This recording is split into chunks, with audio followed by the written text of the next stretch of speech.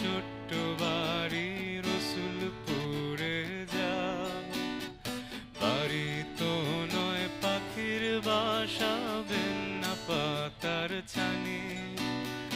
একটুখানি বৃষ্টি হলে গড়িয়ে পড়ে পানি, একটুখানি হাওয়া দিলে ঘর নড়বড় করে।